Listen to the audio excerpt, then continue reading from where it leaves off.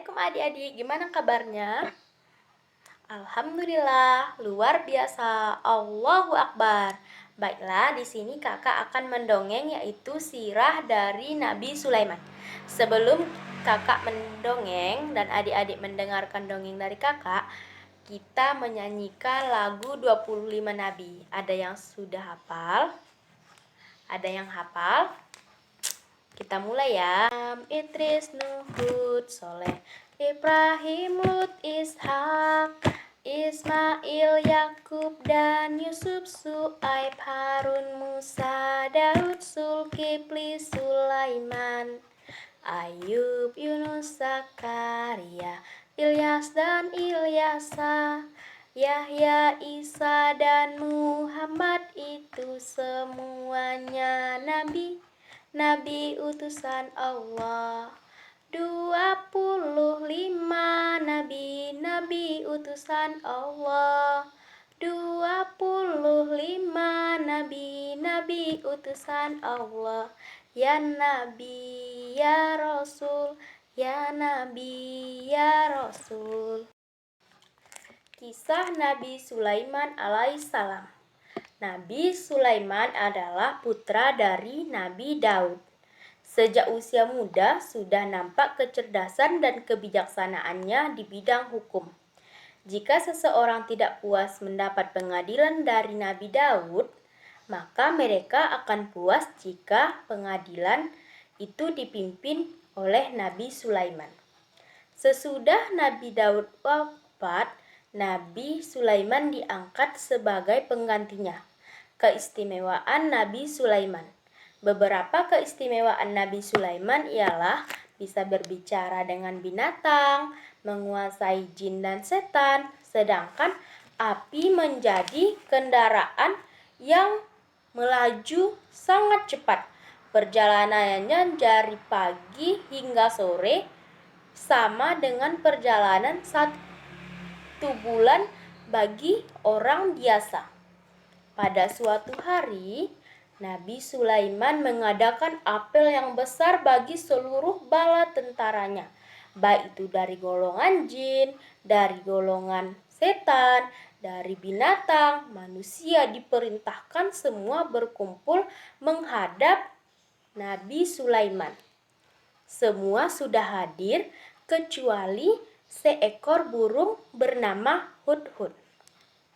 Mengapa burung Hudhud terlambat datang, kata Nabi Sulaiman. Sungguh, jika tidak bisa memberi alasan yang jelas atas keterlambatannya ini, sebagai hukuman untuknya, saya akan menyembelihnya, kata Nabi Sulaiman. Tak beberapa lama, kemudian burung itu datang dan bersujud di hadapan Nabi Sulaiman. Hampir saja burung itu terkena hukuman jika tidak segera mengajukan alasan kenapa ia tidak datang. Ampunilah keterlambatanku, hamba ini tuanku, kata burung Hudhud. Hamba memang terlambat, tetapi hamba membawa kabar yang amat penting. Di negeri Sabah hiduplah seorang ratu yang bernama Bilqis. Ia mempunyai singgasana yang agung, kerajaannya luas dan rakyatnya hidup dengan makmur. Namun sayang, mereka tidak menyembah kepada Allah. Mereka disesatkan oleh setan sehingga mereka menyembah matahari. Ya, aku percaya dengan berita yang kau bawa itu, kata Nabi Sulaiman. Akan tetapi, aku akan menyelidiki kebenaran beritamu. Bawalah suratku untuk Ratu Bilqis. Kalau sudah diterima, sembunyilah kau. Assalamualaikum warahmatullahi wabarakatuh. Hai adik-adik, perkenalkan nama kakak Adi Amelia dari Universitas Islam Negeri Sumatera Utara, jurusan Pendidikan Islam An-Nausyadini semester 6. Nah, bagaimana kabar adik-adik sekalian? Alhamdulillah, luar biasa, Allahu Akbar. Baiklah, di sini kakak mau menceritakan sebuah kisah Nabi Sulaiman alaihi salam dengan burung hudhud. Sebelum kakak menceritakan kisah Nabi Sulaiman alaihi salam, adik-adik ada yang tahu tidak Nabi Sulaiman adalah nabi yang keberapa? Iya, Nabi Sulaiman adalah nabi yang ke-18. Baiklah, kakak akan menceritakan kisah Nabi Sulaiman alaihissalam. Jadi mohon didengarkan ya adik-adik. Kisah Nabi Sulaiman alaihissalam dengan burung hudhud. Nabi Sulaiman alaihissalam merupakan seorang raja yang menguasai bangsa manusia, jin, dan hewan. Beliau adalah putra Nabi Daud alaihissalam. Sejak usia 11 tahun, ia sudah menunjukkan tanda-tanda kecerdasannya dan juga kepandaian berpikir serta ketelitian dalam mengambil keputusan. Ia juga sering menemani ayahnya yaitu Nabi Daud alaihi salam dalam setiap sidang peradilan yang diadakan untuk menangani perkara perselisihan di dalam masyarakat. Setelah dewasa, Nabi Sulaiman membangun Baitul Maqdis dan melakukan ibadah haji sesuai dengan nazarnya. Lalu ia pergi menemukan perjalanannya ke Yaman. Setibanya di ibu kota Yaman, ia memanggil burung hudhud untuk membantu beliau mencari sumber air di tempat yang kering dan tandus itu. Ternyata burung hudhud yang dipanggil Nabi Sulaiman tidak berada di antara kawanan burung yang selalu berada di tempat yang senantiasa melakukan tugas dan perintah dari Nabi Sulaiman.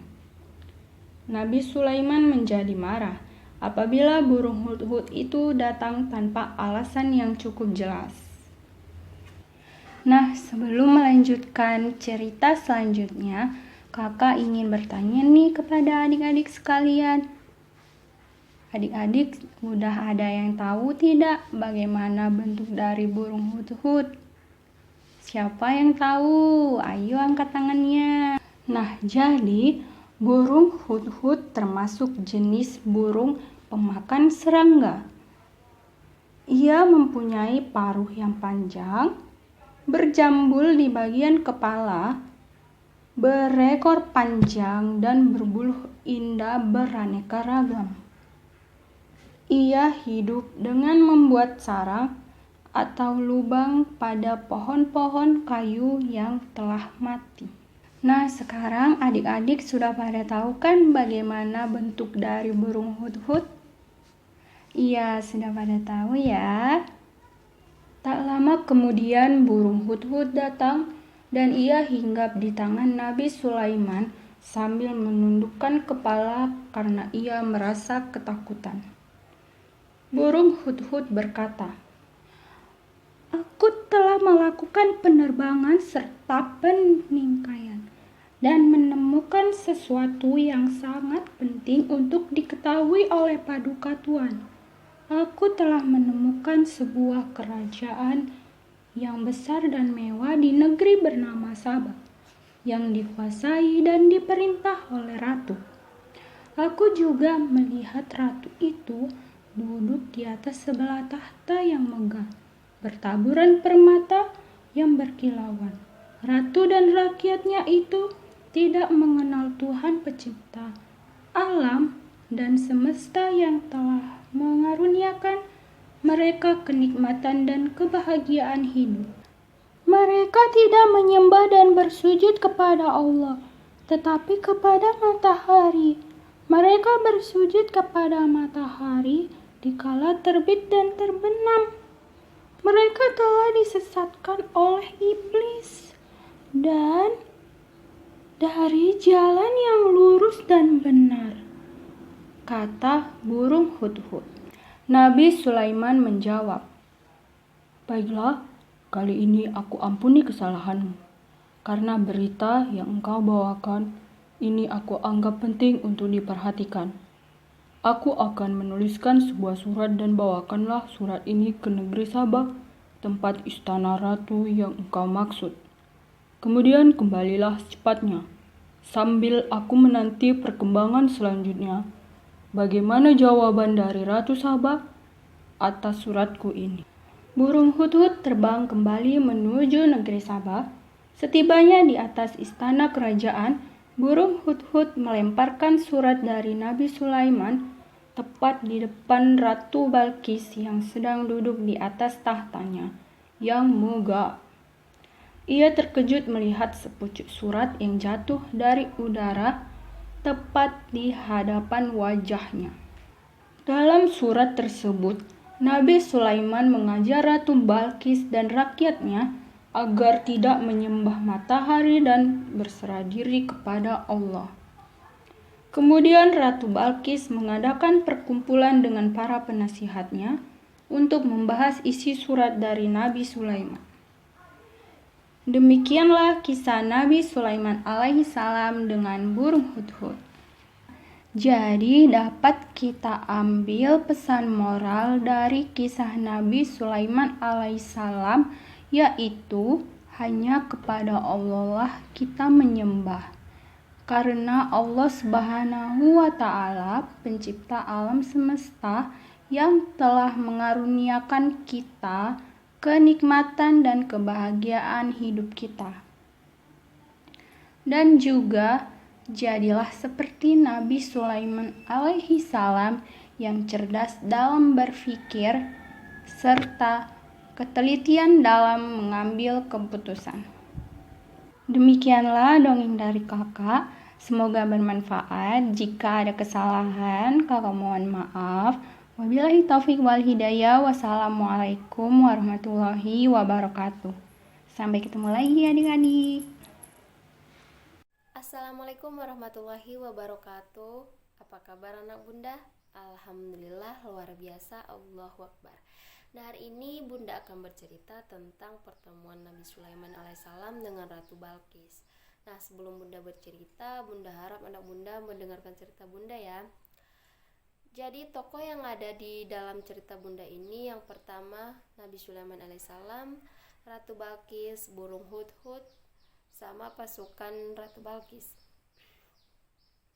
Judul: Pertemuan Nabi Sulaiman alaihissalam dengan Ratu Balkis. Kerajaan dipimpin oleh seorang perempuan bernama Ratu Balkis binti Syarahil yang menguasai negeri Sabah.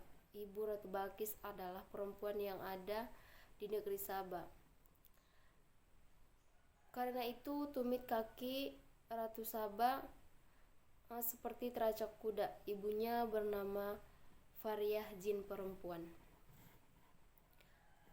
Ratu Balkis mempunyai 1000 pasukan. Pendapat lain mengatakan bahwa Ratu Sabah mempunyai 12.000 pasukan. Kerajaan mereka berada di suatu tempat yang dikenal dengan nama Marib, jauhnya 3 mil dari kota sana. Dikisahkan singgasana tempat duduknya sangat besar dan dihiasi dengan emas dan berbagai macam batu, permata dan mutiara. Pelayannya semua wanita, berjumlah 600 orang yang khusus melayaninya. Ahli sejarah mengatakan bahwa singgasana Ratu Balkis itu berada di dalam sebuah istana yang sangat besar, kokoh bangunannya dan tinggi dan mewah. Di dalam istana itu terdapat 360 jendela. Di sebelah timurnya dan di sebelah baratnya terdapat pula jumlah jendela yang sama. Bangunan istananya dibangun sedemikian rupa agar sinar matahari setiap harinya masuk dari jendelanya. Begitu pula di saat hendak terbenam, lalu mereka bersujud kepada matahari di setiap pagi dan petangnya. Karena itulah disebutkan oleh firman Allah, "Aku mendapati dia dan kaumnya menyembah matahari selain Allah, dan setan menjadikan mereka memandangi indah perbuatan-perbuatan mereka, lalu menghalangi mereka dari jalan Allah." Quran Surah An-Naml ayat 24. Setelah mendapat penjelasan dari burung hudhud, lalu Nabi Sulaiman berkata, "Akan kami lihat apa kamu benar ataukah kamu termasuk orang-orang yang berdusta." Nabi Sulaiman alaihissalam lalu menulis surat ditunjukkan kepada Ratu Balkis dan kaumnya, lalu menyerahkannya kepada Hudhud untuk membawanya. Surat itu dibawa Hudhud di dalam sayapnya sebagaimana biasanya burung mengantar surat. Menurut pendapat yang lain mengatakan dengan faruhnya, Hudhud terbang menuju ke negeri mereka dan ia singgah di istana Ratu Balkis, di tempat yang sepi yang biasa dipakai oleh Ratu Balkis untuk menyendiri. Lalu burung hudhud melemparkan surat itu melalui celah yang ada di istananya, tepat berada di hadapan Ratu Balkis. Setelah burung hudhud menjauh sebagai sikap etika dan sekaligus berjaga-jaga, Ratu Balkis kebingungan menyaksikan pemandangan yang menakjubkan itu sehingga membuatnya terpana sejenak. Kemudian ia menuju ke tempat surat itu dijauhkan, lalu mengambilnya dan membuka serta membacanya. Ternyata yang ditulis di dalamnya adalah, "Sesungguhnya surat itu dari Sulaiman dan sesungguhnya isinya dengan menyebut nama Allah yang Maha Pemurah lagi Maha Penyayang, bahwa janganlah kamu sekalian berlaku sombong terhadapku dan datanglah kepadaku sebagai orang-orang yang berserah diri." Quran Surah An-Naml ayat 30-31. Maka Ratu Balkis mengumpulkan semua menteri dan pembesar kerajaannya, lalu berkata ia kepada mereka semua, "Hai pembesar-pembesar, sesungguhnya telah dijatuhkan kepadaku sebuah surat yang mulia." Quran Surah An-Naml ayat 29. Yakni mulia karena ia telah melihat keajaiban perkara surat itu, sebab burunglah yang mengantarkan surat itu kepadanya. Lalu burung tersebut surut mundur darinya sebagai etika terhadap raja. Hal itu tidak akan mampu dilakukan oleh sembarang raja. Kemudian Balkis membaca surat itu kepada mereka. Maka mereka mengetahui bahwa surat tersebut berasal dari Nabi Sulaiman alaihissalam dan bahwa mereka belum pernah menerima surat seperti itu. Memakai gaya bahasa yang berpancamastra tinggi, ringkas, padat, dan fasih, karena pengertiannya telah dapat ditangkapnya dengan sedikit kalimat tapi indah. Setelah Ratu Balkis membaca surat Nabi Sulaiman alaihissalam kepada para pembesar dan kerajaannya, maka ia meminta saran kepada mereka tentang apa yang harus ia lakukan. Mereka menjawab, "Kita adalah orang-orang yang memiliki kekuatan dan juga memiliki keberanian yang sangat tinggi dalam peperangan." Mereka menyebutkan bahwa ratunya telah tentang bilangan pasukan mereka dan peralatan senjata mereka dan kekuatan mereka, kemudian menyerahkan keputusan kepadanya setelah menjelaskan hal tersebut. Seraya mengatakan, "Dan keputusan ada di tanganmu, maka pertimbangkanlah apa yang harus kamu lakukan dan apa yang harus kamu perintahkan." Kata para pasukan, yaitu, "Tidak ada hambatan bagi kami dan tidak ada keberatan bila engkau berniat akan memerangi. Sesudah itu segala sesuatunya kami serahkan kepadamu. Kami akan mengerjakan dan menaatinya," kata pasukan. Kemudian Ratu Balkis mengambil keputusan cenderung kepada perdamaian, gencatan senjata, dan diplomasi. Untuk itu ia mengatakan, "Dan sesungguhnya aku akan mengirim utusan kepada mereka dan membawa hadiah, dan aku akan menunggu apa yang akan dibawa kembali oleh utusan-utusanku itu." Balkis mengatakan kepada kaumnya, "Jika Sulaiman itu menerima hadiah kita, berarti dia adalah seorang raja, kalian boleh memeranginya.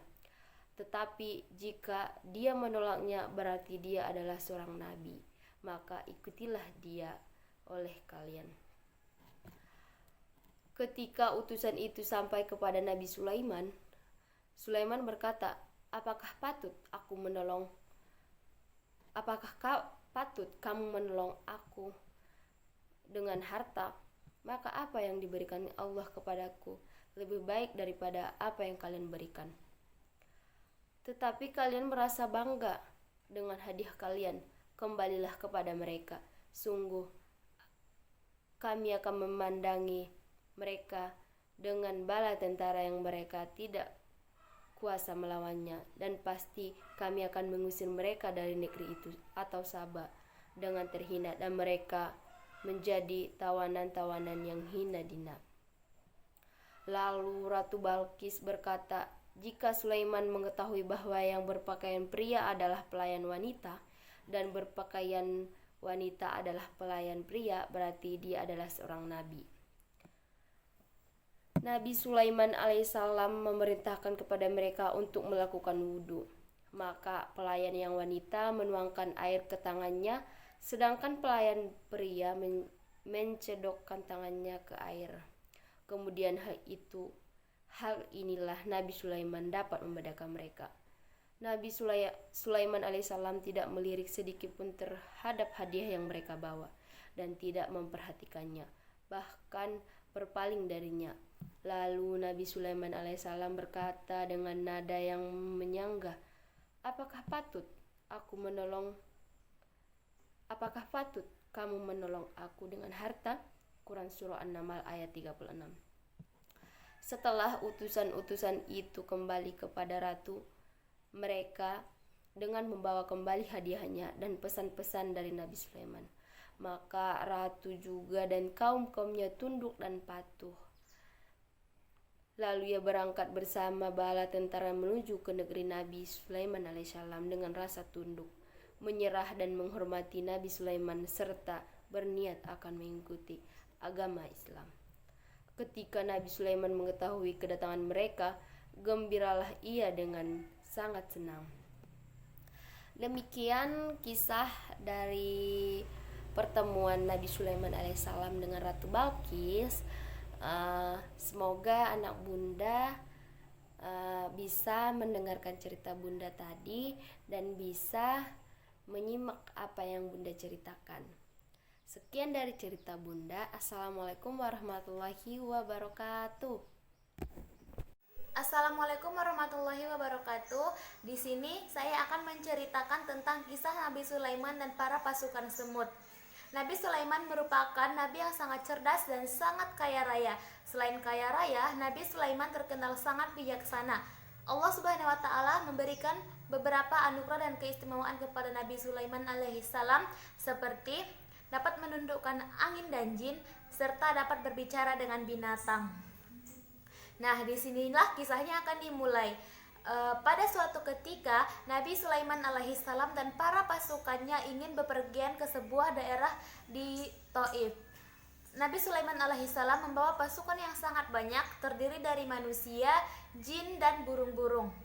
Nabi Sulaiman alaihissalam mengatur posisi di mana pada bagian depan bertugas menjaga agar tidak terlewat batas, yang paling belakang menjaga agar tidak ada pasukan yang ketinggalan, dan burung-burung berterbangan di atas mereka. Di suatu tempat di sebuah lembah, mereka akan melewati lembah di mana di situ terdapat banyak sekali sarang-sarang semut. Dan Raja Semut pun sangat ketakutan dan berkata kepada rakyat-rakyatnya, "Wahai pasukan semut semua, pergilah kamu ke dalam sarangmu dan masuklah agar kamu tidak terinjak-injak oleh Sulaiman dan pasukannya." Di situ semut tidak tahu bahwa Nabi Sulaiman alaihissalam mengetahui apa yang telah dikatakan oleh semut. Mendengar itu, Nabi Sulaiman pun tertawa dan ia sangat bersyukur kepada Allah Subhanahu wa taala karena Allah Subhanahu wa taala telah memberikannya keistimewaan, yaitu bisa mendengar apa yang dikatakan oleh binatang. Nabi Sulaiman alaihissalam merintahkan pasukannya untuk berhenti. Seketika itu pasukannya pun terheran-heran apa maksud dari Nabi Sulaiman alaihissalam. Nah, setelah itu Nabi Sulaiman menjelaskan bahwa ia telah mendengar perkataan dari Raja Semut yang bernama Jihran yang berasal dari Bani Sishibban. Nah, setelah itu Nabi Sulaiman alaihissalam memerintahkan pasukannya untuk melewati jalur yang lain sehingga mereka tidak menginjak-injak semut tersebut. Sekian cerita dari saya, kurang dan lebihnya saya mohon maaf. Assalamualaikum warahmatullahi wabarakatuh.